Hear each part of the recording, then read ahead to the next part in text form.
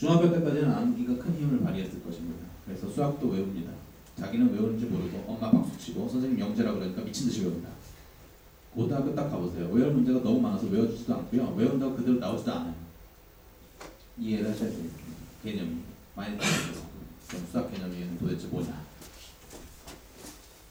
수학책을 보면은요 공식 정리들이 막 있고 그 사이에 한글들이 막 꽉 차 있죠. 한글. 수학에도 이렇게 한글이 많아. 그냥 공식만 써놓지, 그렇죠? 그거 읽어봅니까? 안 읽어볼 거예요. 그거 안 읽어보는 애들은 교과서를 미워합니다.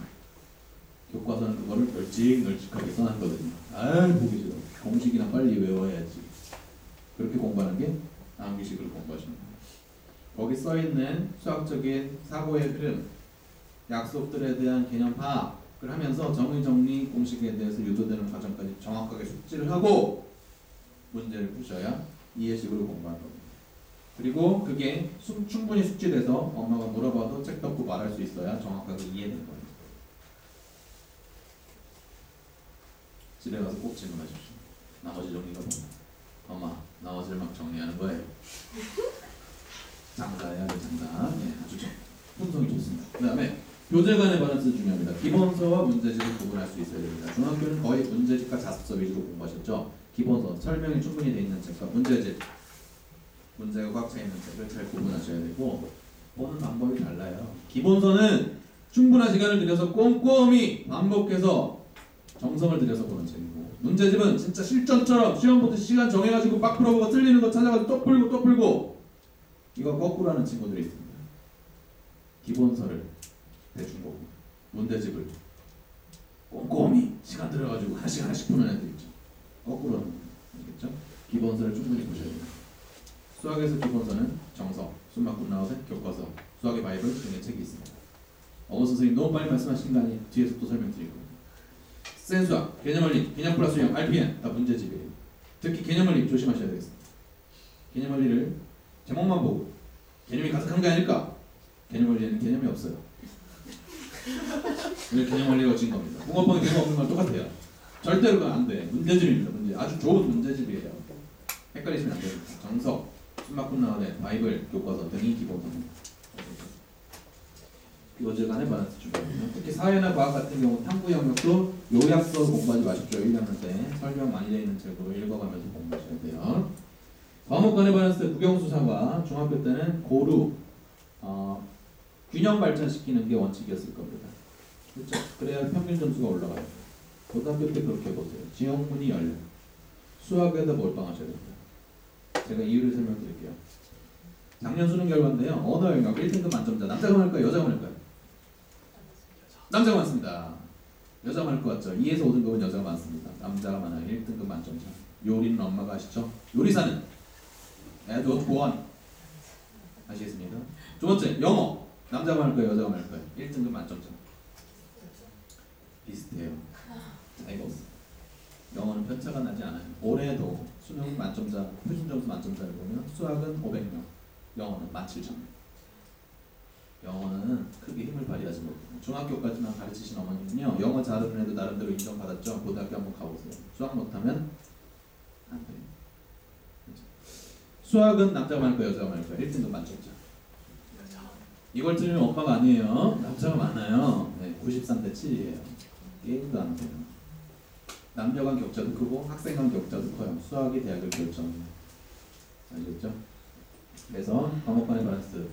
고등학교 초반기에는 수학에다 많은 시간 투자해줘야 그래서 수학을 어느 정도 틀을 잡아야 나머지 고등학교 2학년 말에 확산시켜 줄 수 있어요. 다른 과목. 아시겠죠? 내신 수능 논술 간의 조화도 중요하고요. 내신 수능에 있어서는요. 서울대 애들한테 물어봤어요. 야, 현역이 내신 준비하기도 골딱 잡은데 수능까지 준비하기 너무 힘들지 않니? 그랬더니 맞아요 선생님. 그래서요 저희는 내신할 때요 수능 수준까지 미친듯이 했어요. 사회를 외워도 소챕터를 달달 다 외우는 건 내신에만 도움 되지만 이거 나중에 고3 됐을 때 이 챕터에서 핵심 사항만 뽑으면 뭘까까지 고민하면 수능에도 도움 돼요. 수학 문제 풀 때 부교재 3번만 풀면은 내신에만 도움 되지만 5번을 풀어가지고 문제 확 갖다 그냥 씹어 먹어버리면 수능에도 도움 돼요. 이해되십니까? 내신 수능 간의 간극을 좁히기 위해서 내신 공부를 하려고 애를 수능이 다가옵니다. 나한테 현역이면 그게 자신 없으면 어떻게 해야 되겠어요? 수시로 가야죠. 수시로. 현역은 수시를 꼭 뒤져봐야 돼요. 서울대는 80%까지 올라간다면서. 이 어머님들이 재수나 삼수하면은요, 정시로 가겠습니까? 수시로 가겠습니까? 네. 정시로 가요. 수능 점수 올리려고 그래요, 무조건. 없던 특기가 막 개발되는 것도 아니고 내신이 갑자기 좋아지는 것도 아니죠. 정시로 가게 되어 있습니다. 그러면 선생님 저는요, 진검승부 정면 돌파가 좋습니다. 재수, 삼수, 역전의 용사 형님들하고 싸워가지고 이겨와서 들어가야지 속이 후련해요. 저는 정시로 갈래요. 빼고는 수시로 가셔야 돼요. 지금 60% 넘어갔습니다. 올해. 미등록 중환자도까지 도입돼가지고 60% 이상 실제로 뽑힐 겁니다. 아시겠죠? 수시 탐구하셔야 됩니다. 내신 수능들. 아참 그리고요, 올해 물수능이라고 그러죠? 실제 물수능입니다. 내년이나 후년에도 물수능 가까이 될 가능성이 높아요. 물수능은 한 번 불나고 끝나는데 물수능은 한 번 되면 홍수가 나면 계속 물수능이에요. 2, 3년 동안. 그래서 지금 보이는 어려운 문제 더 맞추기 싸움보다 쉬운 문제 안 틀기 싸움일지도 모른다라는 걸 항상 염두에 두고 공부하셔야 됩니다. 지금 보이는. 아시겠죠?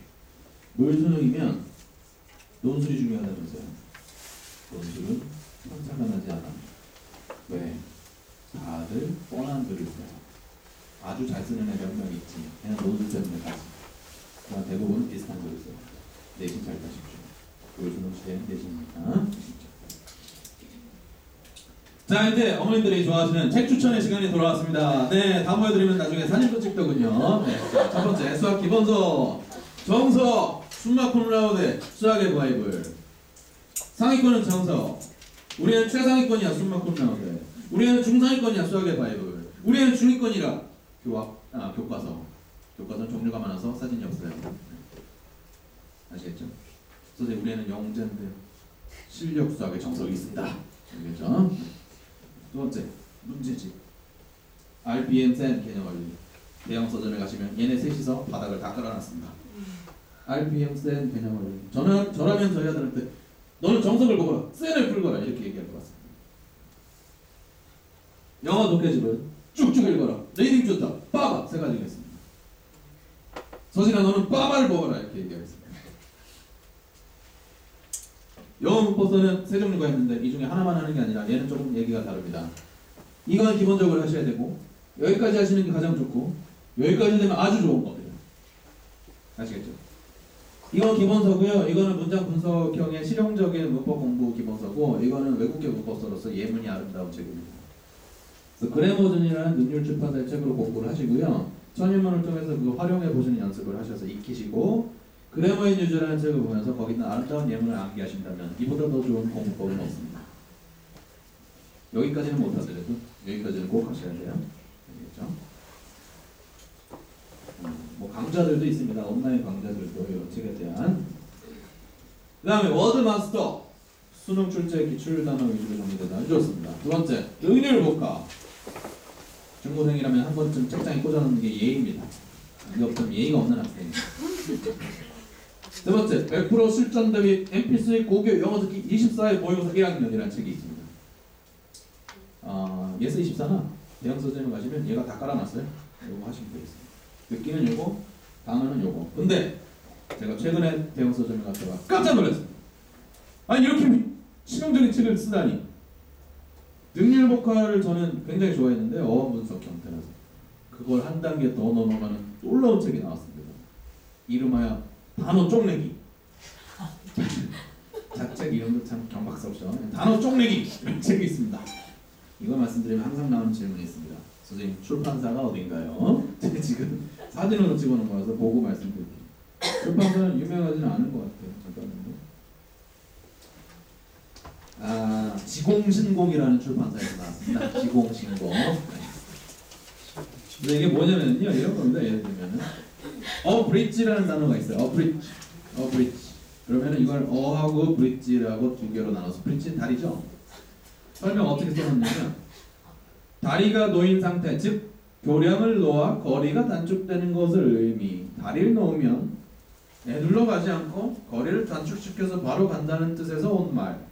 단축은 다시 말하면 요약하고 줄이고 축소하는 것으로서 권력을 줄인다는 말은 약화시킨다는 의미까지 발전할 수 있다. 그래서 이 단어의 뜻은 요약하다, 줄이다, 단축시키다, 축소하다, 약화시키다. 없으세요? 설명을 들으면 이렇게 되죠. 끄덕끄덕이 되죠. 그래서 저는 이게 좋은 책이라고 봅니다. 단어 암기의 그 각박한 현실에 한 줄기 빛이라고 볼 수 있습니다. 이런 식으로 제가 써놨어요. 그래서 야, 한 단계가 더 나갈 수 있었구나. 놀랍다. 이렇게 평가합니다. 단어 쪽내기. 그렇죠?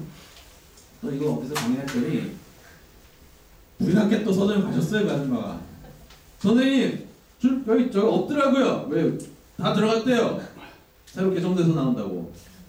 지금 들어갔습니다. 개정돼서 사세요.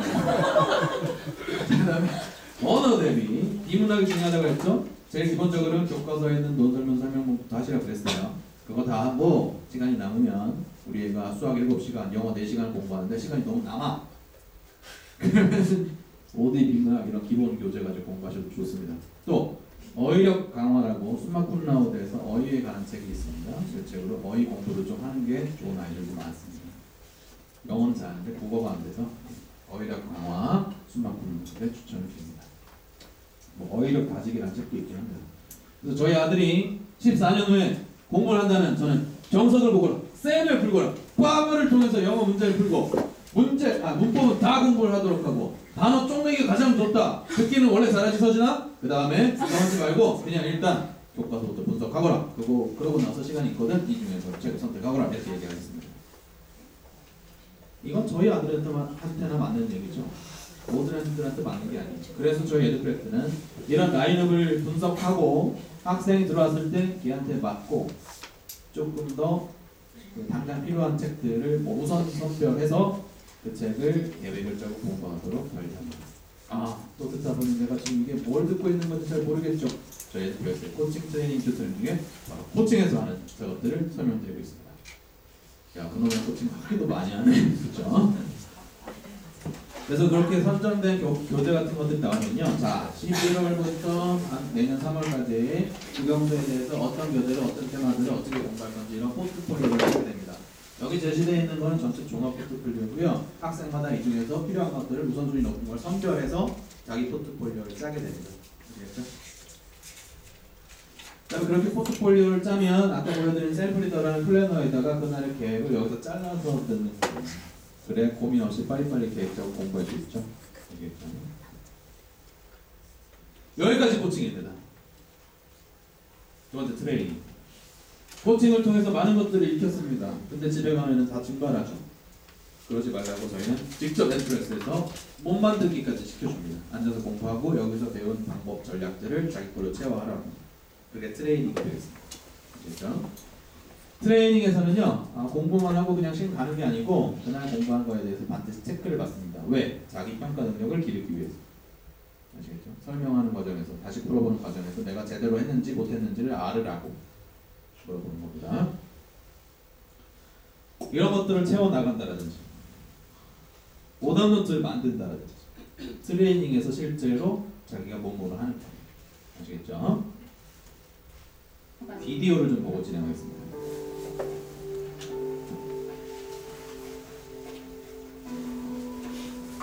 수학 선행학습은 초등학교 6학년 때 시작했고 특목고 대비는 일찍부터 다녔습니다. 저도 이제 중1 되니까 6학년 때 너무 선행을 많이 했으니까요. 근데 수학을 공부를 안 해도 진짜 너무 많이 봤으니까요. 성적이 나올 것 같은 거예요. 그래서 진짜 수학 초등학교 때 시험처럼요. 진짜 그냥 기본 수학 교과서도 한 번 안 보고요. 수업 시간도 아예 안 듣고요. 그러니까 이때요. 그래갖고 수학 성적이 진짜 30점 나오고 선생님과 계속 돌렸는데도 그렇게 나와서 이거보다는 훨씬 더 잘 나올 거라 생각을 하고 선행을 시킨 건데 이거는 선행 안 시킨 것보다 더 못한 성적이 나왔었는데 그래서 지금 얘는 선행 판례가 그냥 내신을 가지고 가는데 얘를 선행을 시켜놓은 자책감이 굉장히 지연이는 지금도 학원을 다닙니다. 수학을 좋아하지만 성적은 생각만큼 나오지 않습니다. 사고력을 필요로 하는 응용 문제에 약할 뿐인데 문제는 수능이 온통 그런 유형이라는 거죠. 지연이는 어떤 문제를 갖고 있을까요? 수학에 많은 시간을 투자했는데 왜 사고력을 요구하는 문제는 정복하지 못한 걸까요?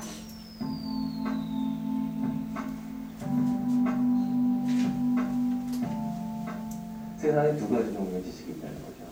첫 번째는 내가 설명할 수 없는 지식, 그리고 두 번째는 내가 설명할 수 있는 지식이에요.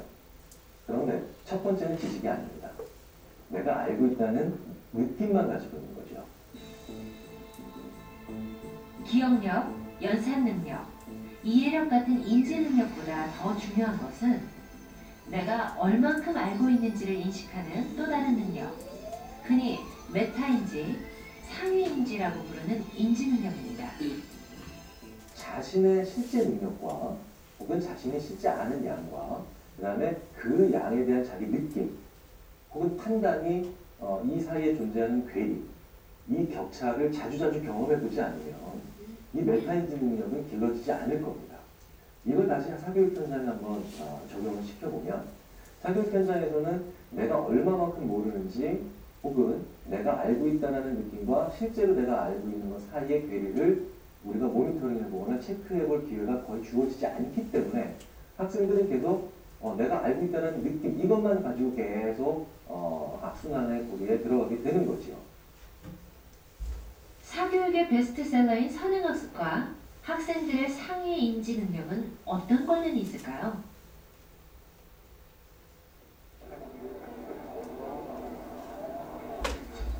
우리는 고1 과정까지 선행학습을 한 중학교 3학년 학생을 대상으로 상위 인지 실험을 해보기로 했습니다. 먼저 시험지를 보여주고 풀 수 있는 문제 수를 묻습니다. 크게 잡아서 15문제 여러 정도 풀수 15문제 좀 나오는데요. 전 9문제나 15문제 정도 들어가요.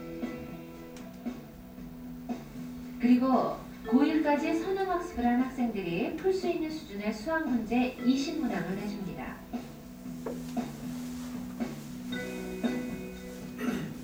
자신이 풀 수 있다고 생각한 문항의 수와 실제로 풀어낸 수는 일치할까요?